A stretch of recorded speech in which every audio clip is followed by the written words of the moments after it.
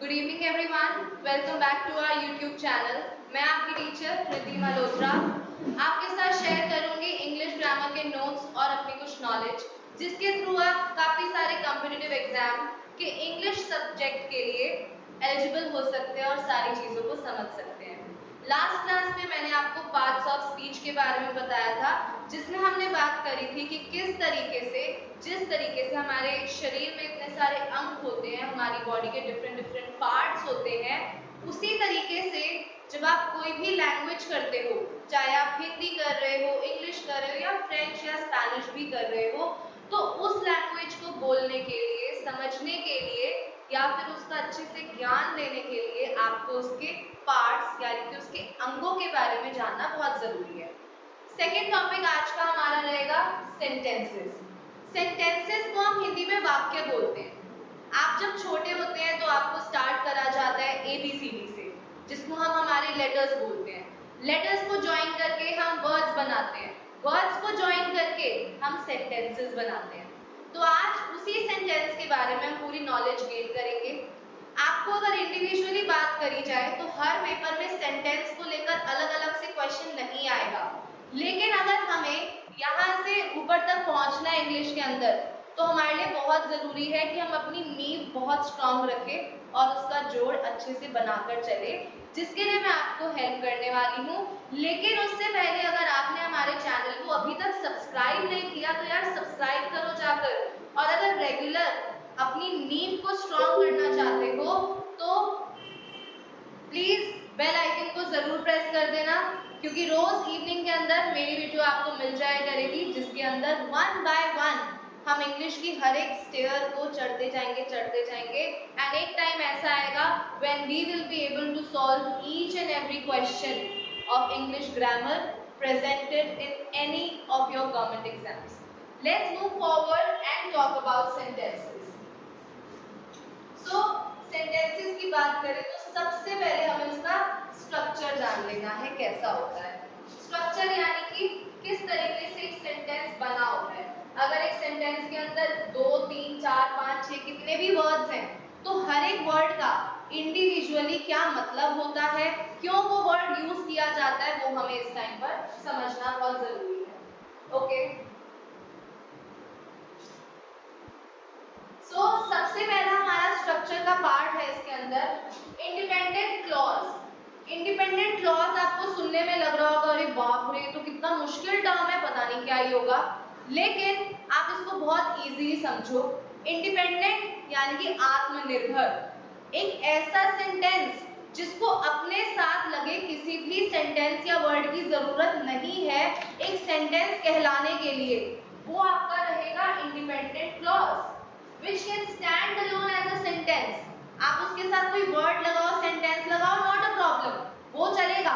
लेकिन अगर उसके साथ कोई वर्ड या सेंटेंस नहीं भी जोड़ते हो तो वो ग्रामेटिकली इनकरेक्ट नहीं रहेगा, वो एक करेक्ट सेंटेंस होगा जिसको आप जरूर अपनी रोजमर्रा की लाइफ में, अपने सिलेबस में या अपने सब्जेक्ट में यूज कर सकते हो। एग्जाम्पल हम हर चीज का देखकर चलेंगे और एग्जाम्पल को हम हिंदी और इंग्लिश दोनों के अंदर समझेंगे, क्योंकि हिंदी हम अपने घर में रोज पढ़ते हैं, इंग्लिश हमारे घर में हम रोज नहीं सुनते या रोज नहीं पढ़ते, या ना ही हम उसमें रोज बात करते हैं, क्योंकि हमारी कंट्री है, देखो हिंदुस्तान, यहाँ पर हिंदी ही चलती है ज्यादातर। तभी अगर हम वहां से उसको इंग्लिश के साथ कनेक्ट करेंगे तो आप उसको और अच्छे और बेहतर तरीके से समझ पाओगे। तो इंडिपेंडेंट क्लॉज के अंदर आपका पहला सेंटेंस है आई like spaghetti. I like spaghetti। मुझे स्पेगेटी पसंद है, चाउमीन बोल सकते हो आप इसको, मुझे स्पेगेटी पसंद है, मुझे चाउमीन पसंद है। तो अगर मैं खाली बोल दूं मुझे, तो ये सेंटेंस नहीं है, या मैं बोल दूं खाली मुझे पसंद, तो भी ये सेंटेंस नहीं है। जब मैंने बोला मुझे स्पेगेटी पसंद है, तब जाकर वो एक सेंटेंस बनता है। आप इसके साथ और भी सेंटेंस जोड़ सकते हो, लेकिन अगर आप इसके साथ कोई वर्ड या सेंटेंस नहीं जोड़ोगे, मैं दोबारा दोहरा रही हूँ, अगर आप इसके साथ कोई भी सेंटेंस नहीं जोड़ते हो तब भी ये एक बिल्कुल करेक्ट सेंटेंस माना जाएगा। अगला सेंटेंस आपका रहेगा he reads many books. Usually बोलोगे ही, तो भी ये सेंटेंस नहीं है।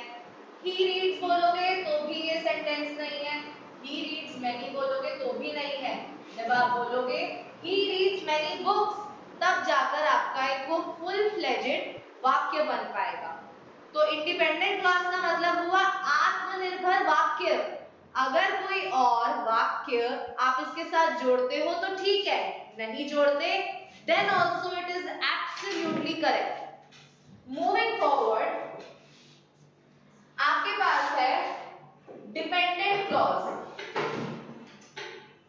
डिपेंडेंट क्लॉज मतलब निर्भर वाक्य, एक ऐसा clause which is not a complete sentence, वो कंप्लीट नहीं है, उसको कंप्लीट होने के लिए किसी और सेंटेंस की, किसी शब्द की आवश्यकता है। It is very important for you to add up a sentence और a word above the dependent clause to make it a full-fledged complete sentence. It must be attached to an independent clause to become complete. This is also known as a subordinate clause. मतलब क्या हुआ इसका? अगर आपको किसी भी dependent clause को एक सेंटेंस बनाना है तो आप उसको इंडिपेंडेंट क्लॉज के साथ अटैच करोगे। इसको हम सबऑर्डिनेट क्लॉज भी बोल के चलते हैं, यानी कि जो एक डिपेंडेंट क्लॉज की सहायता करता है सेंटेंस बनने के लिए। ओके, आगे बढ़ेंगे इनके एग्जांपल्स की तरफ। सेम एग्जांपल है, सेम इसलिए लिया है ताकि आपको कॉन्सेप्ट क्लियर हो और आप बारी बारी एक एक चीज को एक दूसरे से जोड़कर समझ पाओ कि what we are actually talking about. तो यहाँ पर आपका है ऑल्दो आई लाइक स्पेगेटी, आगे कुछ है ही नहीं, क्योंकि मुझे स्पेगेटी पसंद है। अब आगे क्या? इनकम्प्लीट। अगर हम लिख दे although I like spaghetti but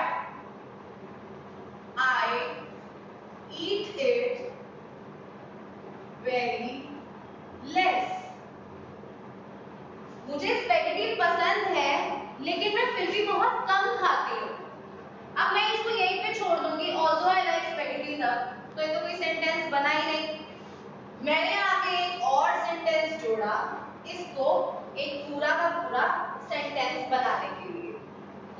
because he reads many books, क्योंकि वो काफी सारी किताबें पढ़ता है। दैट्स व्हाई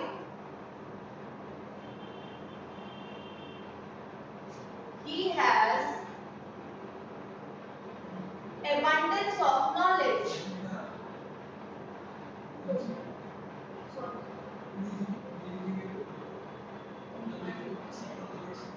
क्योंकि वो बहुत सारी किताबें पढ़ता है इसीलिए उसके पास ज्ञान का भंडार है। That is why he has abundance of knowledge.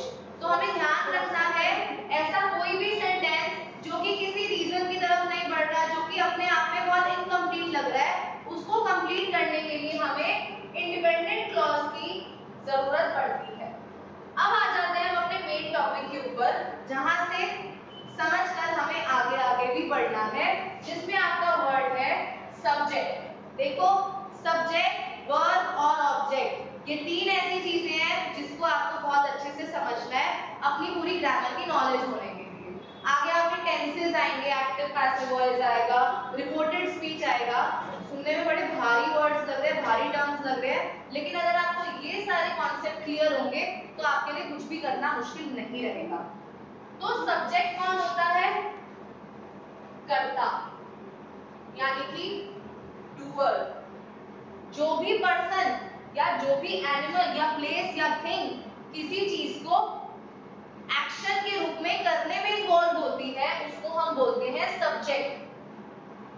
यानी कि कौन या क्या, वो हमारा होता है सब्जेक्ट। कोई काम हो रहा है तो हम कौन कर रहे हैं, क्या कर रहा है, वो आपका आ जाएगा सब्जेक्ट में, कर्ता में, यानी कि डूअर में। फॉर एग्जाम्पल, सेम एग्जाम्पल लेकर चलेंगे हम। आई लाइक स्पेगेटी, कौन, किसको पसंद है स्पेगेटी? मुझे पसंद है। ही रीड्स मेनी बुक्स, कौन पढ़ता है बहुत सारी किताबें? ही।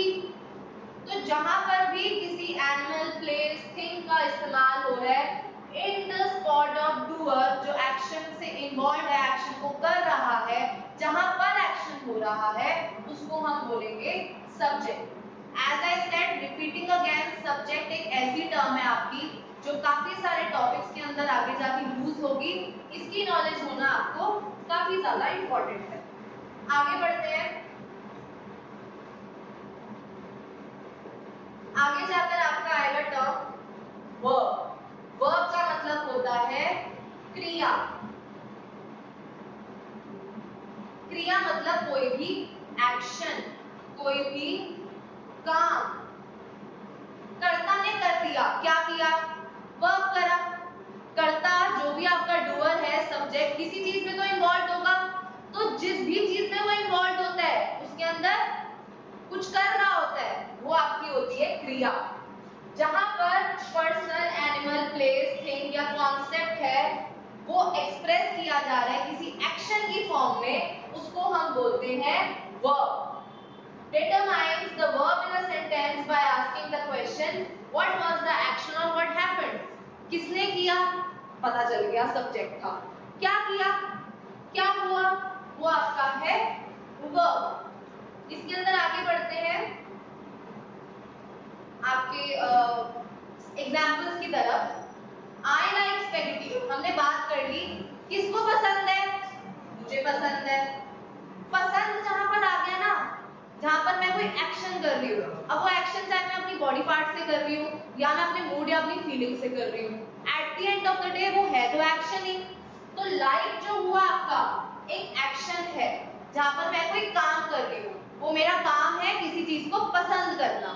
अब वो चीज क्या है जो मैं पसंद कर रही हूँ, हम इसके अगले टॉपिक में पढ़ेंगे। अगला हमारा एग्जाम्पल है ही रीड्स मेनी बुक्स, वो काफी सारी किताबें पढ़ता है। अब जो रीड्स है आपका,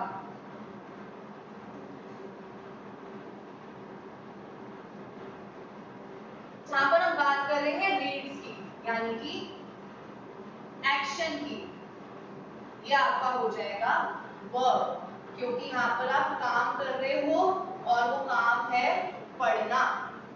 The movie is good. The be verb is also sometimes referred to as a copula or a linking verb. It links the subject in this case, the movie, to the complement or the predicate of the sentence, in this case good।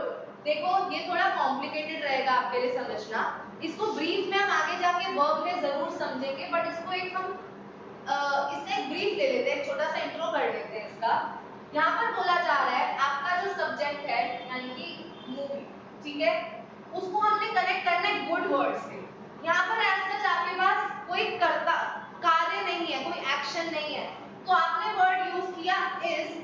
Is को वैसे हम एक helping verb के नाम से जानेंगे, is, was, were, have, has, इनको हम सबको हेल्पिंग वर्ब बोलते हैं। तो यहाँ पे हम इस हेल्पिंग वर्ब को यूज कर रहे हैं इन दो चीजों को आपस में कनेक्ट करने के लिए, इसीलिए हमने यहाँ पर इसको वर्ब का नाम दिया है। आगे बढ़ेंगे टू द नेक्स्ट टॉपिक जो कि है ऑब्जेक्ट। जैसे मैंने आपको पहले भी बताया था, मैंने आपको पहले बताया था कि मैंने कोई काम किया, क्या किया? पसंद किया।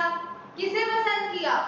अब वो किसी का जवाब हमें देता है ऑब्जेक्ट। जब मैंने कोई काम किया, उस काम को क्या कहते हैं, किसने किया? मैंने किया। क्या काम किया? वर्ब हो गया।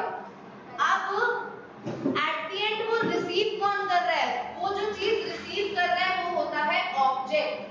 कोई भी पर्सन, कोई भी एनिमल, कोई प्लेस या थिंग जब करे हुए बीच वाले वर्ब को रिसीव कर रहा होता है, जो किसने किया है?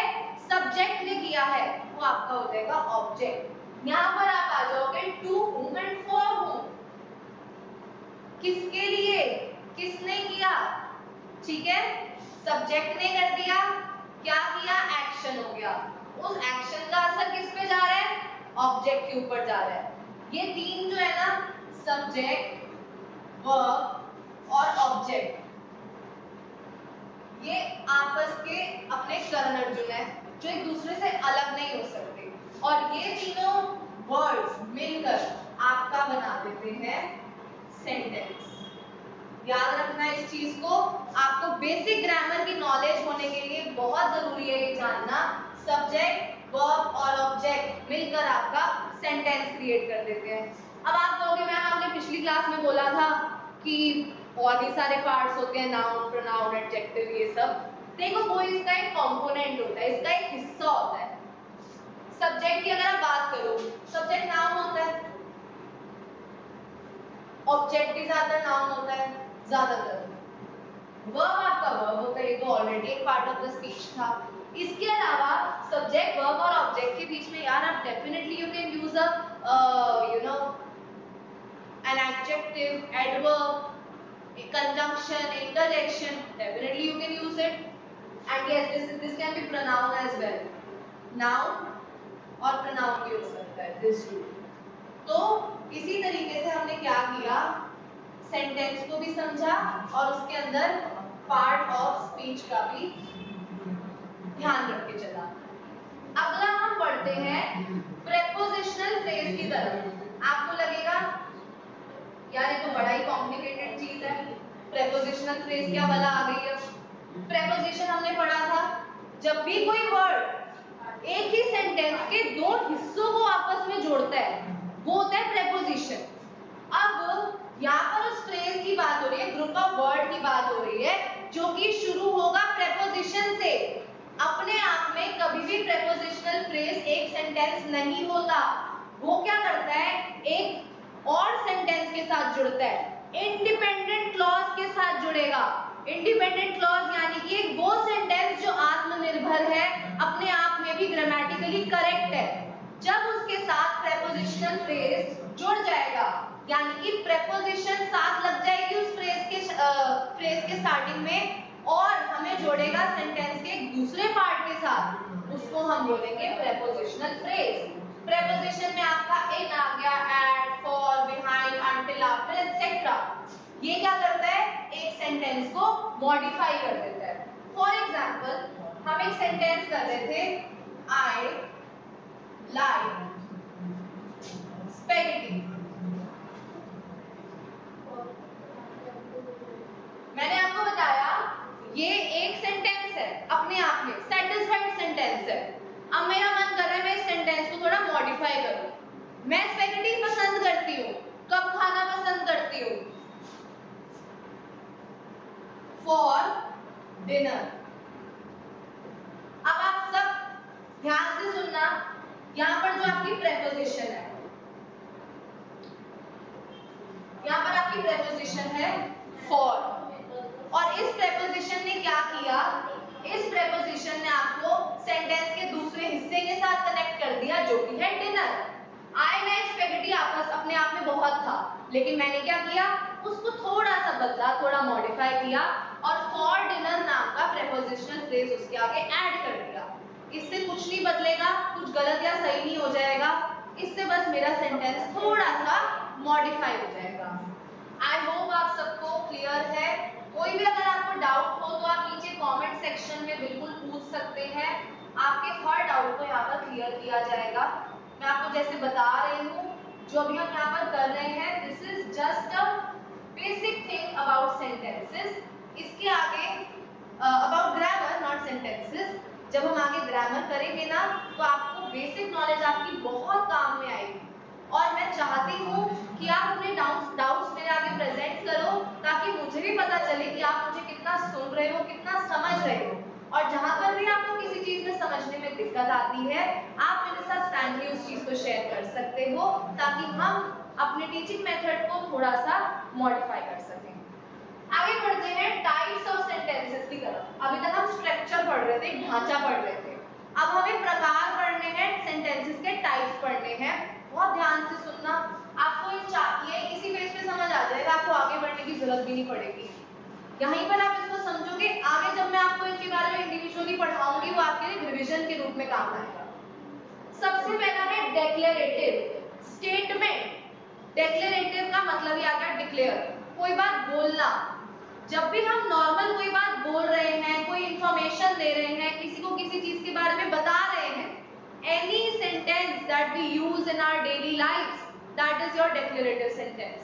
अगर मैं अभी आपसे बात कर रही हूँ कि देखो, I am teaching grammar. Today I am going to start with the topic sentences. If you have any doubt, do let me know.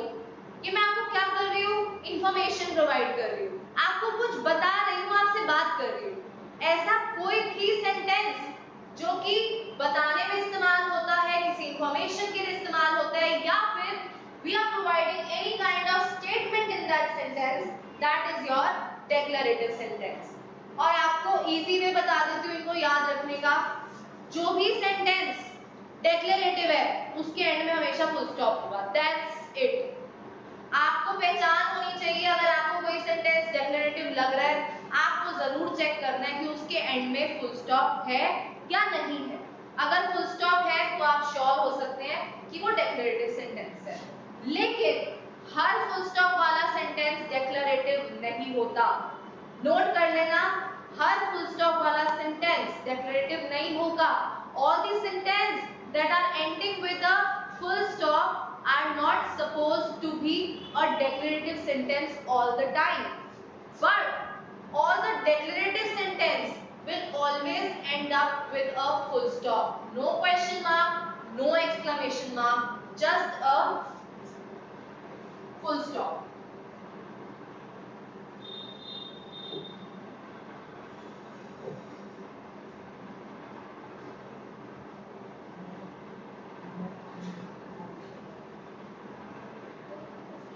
Next आपका सेंटेंस है इंटेरोगेटिव। देखो इंटेरोगेटिव मुझे लगता है कोई सेकंड थर्ड क्लास का बच्चा ही बता देगा व्हाट इज इंटेरोगेटिव। कोई भी सेंटेंस जिसमें कोई सवाल पूछा जाता है, WH फैमिली का भी हो सकता है, who, how, when, where, what, whom हो सकता है, बट कभी-कभी वो sentence have, has, did, does किसी और चीज से भी स्टार्ट हो सकता है। आपको याद कैसे रखना है? एक तो भाई सवाल पूछा जा रहा है, और दूसरी बात ये कि उसके एंड में लगा होता है question mark. All these sentences ending with a question mark are interrogative sentences.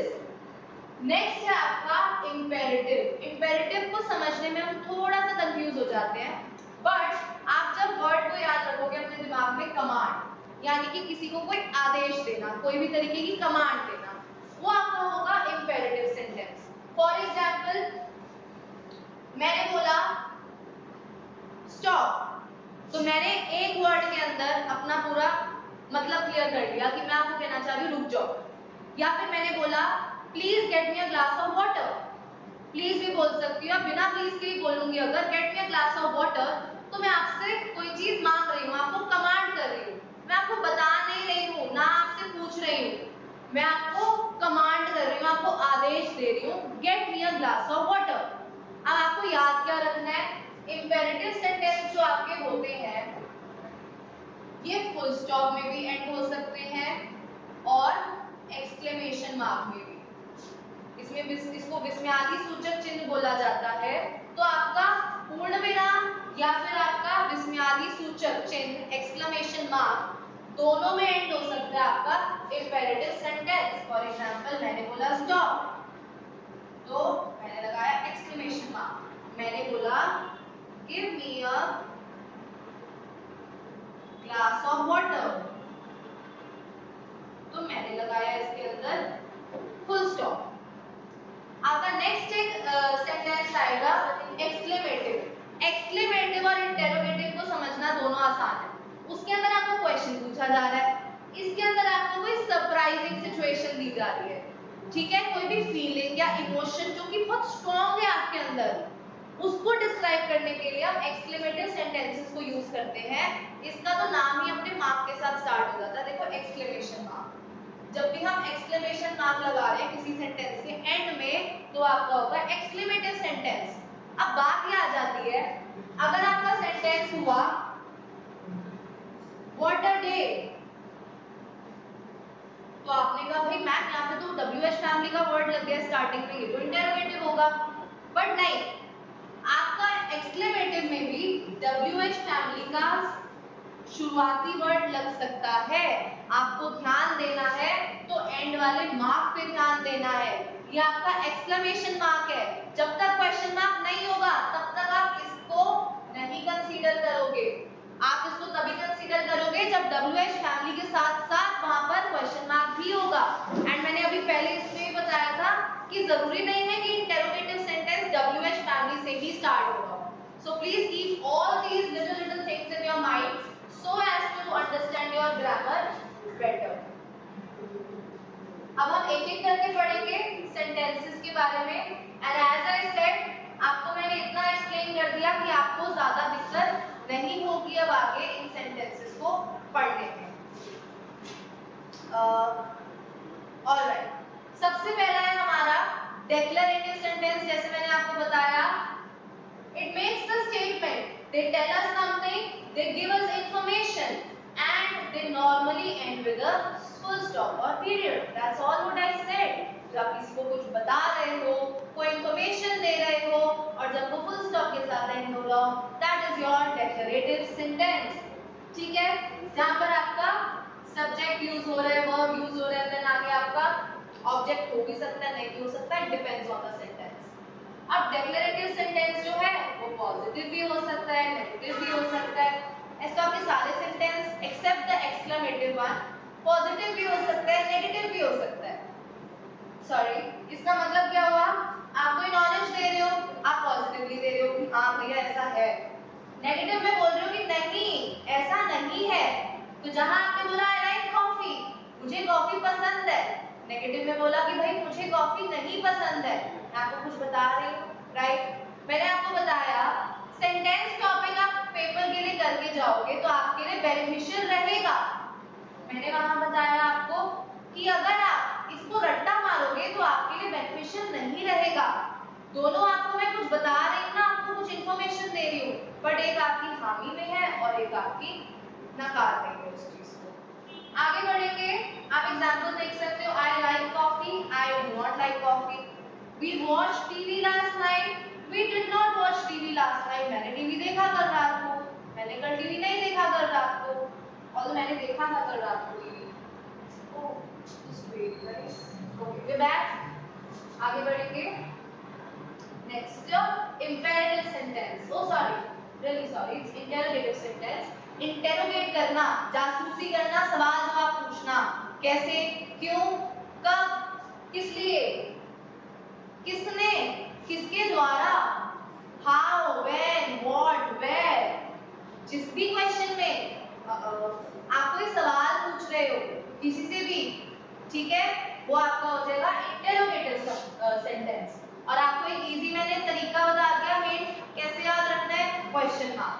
That's it, it is as easy as this. Question mark लगा होगा, प्रश्न सूचक चिन्ह देखोगे, इंटेरोगेटिव। ओके, आगे देख लेते हैं इसके अंदर। डू यू लाइक कॉफी, क्या तुम्हें कॉफी पसंद है?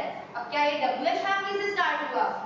नहीं, ये तो डू से स्टार्ट हो रहा है, which is a helping verb, but यहाँ पर क्या लगा हुआ है, क्वेश्चन मार्क लगा हुआ है। So it is very clear for us कि कोई भी सेंटेंस चाहे वो WH फैमिली से स्टार्ट हो रहा हो या ना हो रहा हो, अगर आखिर में क्वेश्चन मार्क है, so it is an interrogative sentence. Why did you go, तुम क्यों गए? ठीक है, यहाँ पर आपकी WH फैमिली आ गई। वहां क्या आया, व्हाई डिड यू गो, तुम क्यों नहीं गए? दोनों सेंटेंसेस में पूछा तो जवाब ही जा रहा है ना, इसमें पॉजिटिव है और उसमें आपका नेगेटिव है। ओके, आगे बढ़े इंपेरेटिव सेंटेंस की ओर। ऑलराइट, थर्ड आपका आ जाता है इंपेरेटिव सेंटेंस, जिसको हम कमांड बोलते हैं, यानी कि किसी भी तरीके का आदेश देना। जब हमें कोई कुछ करने को कह रहा है, ठीक है, मैंने आपको बोला tomorrow you have to revise this whole PDF, this whole topic that I have taught in the class. मैंने आपको क्या किया, कमांड दिया कि भाई करना ही करना है। या अगर आप मेरे साथ सेशन के अंदर हो, मैं आपको पढ़ा रही हूँ, आपको मैंने क्वेश्चन दिए हैं, मैंने आपको कहा 5 मिनट के अंदर मुझे क्वेश्चन करने चाहिए, ठीक है, तो क्वेश्चन का टाइम आपका 5 मिनट खत्म हो गया, मैंने आपको बोला स्टॉप, तो आप रुक गए, मैंने आपको command the, they tell us to do something and they end with a full stop or exclamation mark. मैंने बोला स्टॉप, आप रुक गए, आपके ऊपर गुस्सा आ गया, मुझे आप क्लास में लेट आए, मैंने बोला गेट आउट, चले जाओ यहाँ से, आप चले गए, because this is a command and you have to follow this command. आगे बढ़ेंगे इसके एग्जाम्पल्स की तरफ, जो कि अगेन कैन बी पॉजिटिव और नेगेटिव। मैंने स्टॉप बोला, ठीक है, वहीं पर मैं डू नॉट स्टॉप भी बोल सकती हूँ कि wait do not stop, you have time, You have 1 minute left. Do not stop. Complete your test on time. Other one is give her coffee. इसको कॉफी दो. ठीक है? मैंने बोला इसको कॉफी दो. You have no option. You have to agree. Command है. दूसरा क्या है? Don't give her coffee. I have a kid. मैंने अपने वर्कर को बोला कि give her coffee. ठीक है? बट मैंने बोला ना ना, she's a kid. Don't give her coffee. तो that means आपको उस बच्चे को कॉफी नहीं देनी. ओके? मैंने आपको बताया था, अगर आपने तभी इंट्रो में ही समझ लिया ना कि चार सेंटेंस का मतलब क्या है, ये आपके लिए रिवीजन के रूप में काम करेंगे. अगर ऐसा है तो प्लीज बता दो तो कि मैं सही कह रही हूँ. आगे बढ़ेंगे. Exclamative sentence. भाई जब हम कोई इमोशन, सरप्राइज हो गए, oh wow what a scenery. हम होटल में जाते हैं नए मस्त अपना रहने वेकेशन स्पेंड करने, एकदम से हम विंडो का पर्दा हटाएंगे and we will like wow man what a scenery. ठीक है? या फिर दूसरा भी रिएक्शन हो सकता है, ओह शिट क्या व्यू है यार, this view is not good. तो जहां पर मैं रिएक्शन दे रही हूँ बहुत सारे, सरप्राइज हो गई, या फिर कोई emotion, sorrow, happiness, any emotion that is coming out, that is your exclamation, exclamative sentence, and it always ends with a exclamation mark. Simple is that. Easy तरीके से समझो. nothing has to be complicated. आपको कोई पूछने नहीं आएगा how have you understood this sentence. It is your mind that has to remember the tricks, and that is what you are here for on this channel. कर दो यार subscribe नहीं किया तो. इसके हम एग्जांपल्स देखेंगे. What a liar he is. अब यहाँ तो भाई ये क्या हुआ, ये तो what से स्टार्ट हो गया, ये कैसे हो सकता है. बट हमें पता है कि ये हो सकता है क्योंकि हमने क्या देख लिया, लास्ट में था एक्सक्लेमेशन मार्क. तो डेफिनेटली हो सकता है. फिर तो व्हाट से भी स्टार्ट हो सकता है, हाउ से भी हो सकता है. What a liar he is. कितना बड़ा झूठा है. What an exciting movie it was. यार कितनी एक्साइटिंग मूवी थी. हाउ ही लाइड. कैसे झूठ बोला यार इसने. How exciting the movie was. Movie कितनी ज्यादा एक्साइटिंग थी. लिख दो अपनी कौन सी आपको लेटेस्ट सबसे एक्साइटिंग मूवी लगी है. मैं personally I don't watch Bollywood movies, so I have no idea about it. आप लोग बताओ. आगे बढ़ेंगे. टाइप्स ऑफ सेंटेंसेस हमारे ओवर हो गए, लेकिन अभी भी सेंटेंसेस का एक पार्ट हमारा बचा है जो हमने बचपन से पढ़ा हुआ है. ठीक है? लेकिन हम बचपन में पढ़ के उसको हमेशा भूल जाते थे कि व्हाट इज इट एक्चुअली. वो था हमारा सब्जेक्ट प्रेडिकेट. सब्जेक्ट प्रेडिकेट में पहला सब्जेक्ट जो है वो हम पढ़ चुके हैं. क्या है? रिपीट करेंगे. कर्ता. सब्जेक्ट वो होता है जो एक्शन को कर रहा होता है, जो वर्ब और ऑब्जेक्ट के साथ शुरुआती में इन्वॉल्व हो जाता है. यानी कि the subject is what or whom the sentence is about. जो आप पूरा वाक्य आगे बोलने वाले हो वो किसके बारे में, वो आपका हो जाएगा सब्जेक्ट. अब बात आती है प्रेडिकेट की. बचा कुचा आगे का सेंटेंस जिसके अंदर आपकी मेनली क्या होती है, वर्ब होती है, ऑब्जेक्ट होता है, वो आपका होगा प्रेडिकेट. सब्जेक्ट होगा कि पूरा सेंटेंस किसके बारे में है. अब वो जो आगे सेंटेंस आएगा यानी कि आपका वर्ब आएगी, ऑब्जेक्ट आएगा, वो आपका होगा प्रेडिकेट. ठीक है? एग्जांपल देख लेते हैं. The sun was shining brightly. क्या ब्राइट कर रहा था? सन. सब्जेक्ट हो गया सन. Was shining brightly. आपका इसमें एडवर्ब भी आ गया, हेल्पिंग वर्ब भी आ गया, वर्ब भी आ गया. कुल मिलाकर सारा क्या हो गया आपका? प्रेडिकेट हो गया. The dogs were barking loudly. कुत्ते बहुत तेज भौंक रहे थे. अगेन डॉग्स, कौन भौंक रहा था? कुत्ते भौंक रहे थे. आगे कंप्लीट हो गया आपका, प्रेडिकेट आ गया. The pretty girl was wearing a blue frock. एक बहुत सुंदर लड़की ने ब्लू फ्रॉक पहनी है. किसने पहनी है? सुंदर लड़की ने. क्या पहनी है? ब्लू फ्रॉक पहनी है. आपका wearing आ गया, वर्ब. ब्लू फ्रॉक आप बताओगे क्या आ गया? ये मैं नहीं बताऊंगी, जल्दी से लिख दो नीचे कि ब्लू फ्रॉक क्या है. ठीक है? My younger brother serves in the army. मेरा छोटा भाई आर्मी मैन है. कौन? छोटा भाई. यहाँ पर क्या था? क्या. यहाँ पर भी था कौन, यहाँ पर भी कौन, यहाँ पर भी कौन. अब आगे वाला सेंटेंस हमें समझना है. The man and his wife were working in their garden. कौन काम कर रहा था? अब हमें ये नहीं कहना कि शुरुआती में the man लिखा है तो बस वही सब्जेक्ट हो गया. नहीं, सब्जेक्ट आपका प्लूरल भी हो सकता है, एक से ज्यादा भी हो सकता है, तो यहाँ आ जाएगा the man and his wife.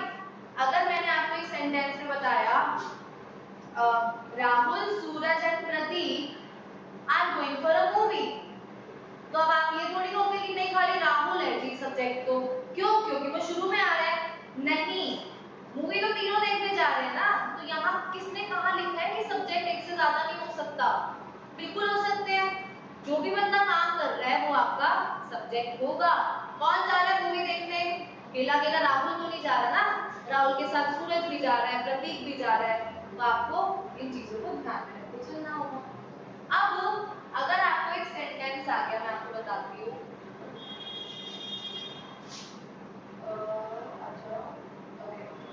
The car is driven by the driver। मैंने क्या बोला? कार ड्राइवर चला रहा है, ठीक है, लेकिन मैंने इसको लिखा कैसे? कार ड्राइवर द्वारा चल रही है।